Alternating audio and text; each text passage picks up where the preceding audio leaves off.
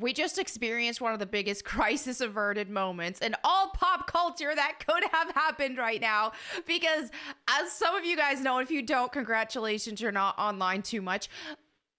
There have been fan castings and rumors saying that Zelda in the live action, The Legend of Zelda, and y'all know if you play the game, Zelda is the woman, was going to be cast by a dude. Well, a bunch of transgender activists and woke activists really wanted that to happen, but it didn't.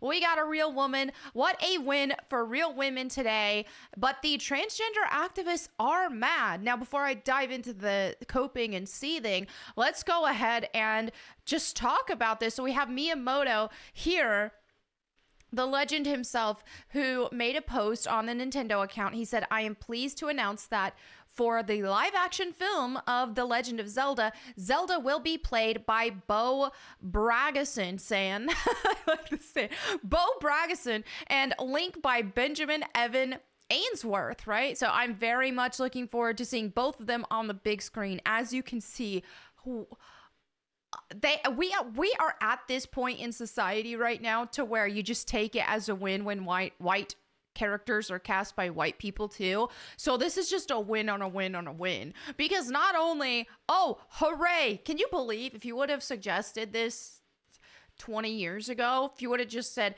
hey, we're gonna celebrate and count it a win that a woman gets to play a woman in a movie and that the white people don't get race swapped. This is just where we're at. You know, so here we have the actress, Bo Bragason. I looked up her height because I'm really, anytime I see a casting for video game characters and stuff, I always want to see their height. That's how I am with Lara Croft, for example. I always got to see their height and see how it would match up to the character and the overall aesthetic here. Bo Bragason is 5'7", so she is going to have a nice ethereal Zelda interpretation here. And as you can see, they are going for as white as possible. And I really think that is going to fit the aesthetic the most. When it comes to Zelda and Link, you don't want spicy white even. You want paper white people. As white European as you can get. That's how you're really going to pull this off. And they did it with the casting. So as you can see here are some other roles she was in, which I don't know. Here she's a vampire, but she's really cute. I think she's gonna knock this out of the park. I don't know her acting abilities because I haven't seen anything of that nature, but her actual appearance, this is perfect. This is absolutely perfect. She's really going to be able to pull off that. Just look at that ethereal face card. Will not decline here. Like, she is going to pull off a perfect Zelda. I am just very, very pleased with this casting, and especially a real woman, because the internet has had us scared that they were going to cast a man to play a woman. And that's what's crazy, is these activists, these woke activists, these whacktivists who claim to be feminists, and we love women. That's why I don't trust the whole feminist movement. If someone claims they're a feminist, no, feminism isn't actually about women, because you'll see situations like this of people who call themselves feminists who want to see women replaced by men in sports, in entertainment, in our own restrooms, and everything. So now let's look at Benjamin Evan Ainsworth. Now, it is a little harder to find some of his stuff because it looks like, unless I misunderstood here, that he hasn't had like a whole lot of roles. Now, he was Pinocchio in the live action. He looks pretty young. So yeah, then you just see him like as Pinocchio here. But I do think now, yeah, we got to see him with blonde hair. I mean, he does have the blue eyes, the very light complexion, the very European look to him. So I do think that he, get him in the right hair color and garb, and he could actually look good. Now, I was trying to find his height because we all know Zelda isn't tall.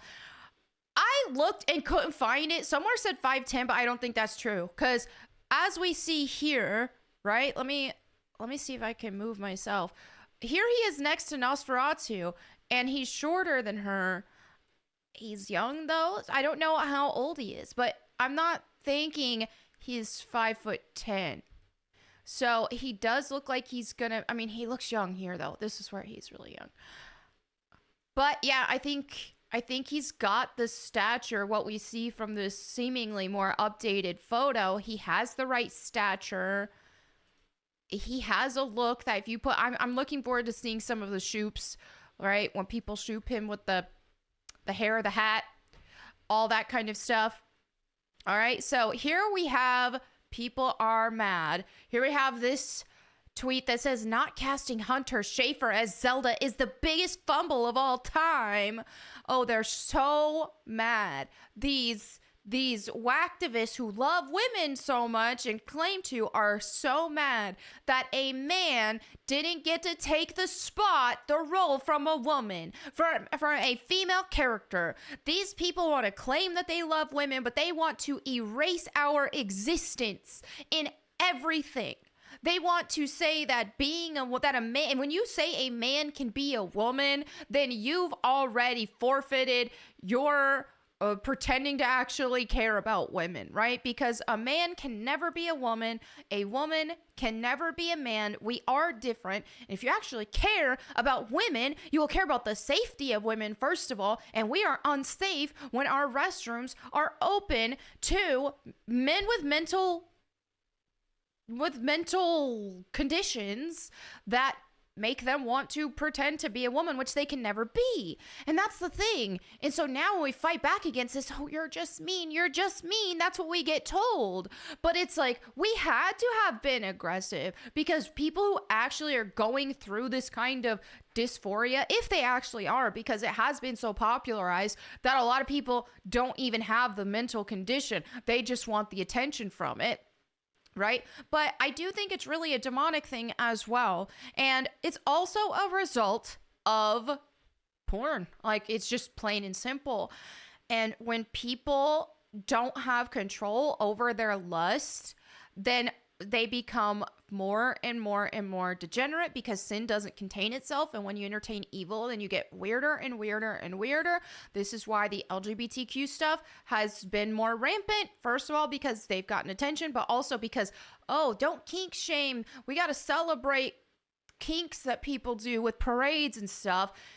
And porn watchers and all of that have, that have been entertaining demons, and this is down that pipeline. This is the pipeline, the porn watcher to gay, to transgender, to bestiality, and worse, which I can't really get in detail on YouTube, but yeah, that happens. So this is a result of a lot of that. So yeah, I would like to be able to have a nice stance of, well, obviously, we should pray for these people and pray that they get out of this demonic activity.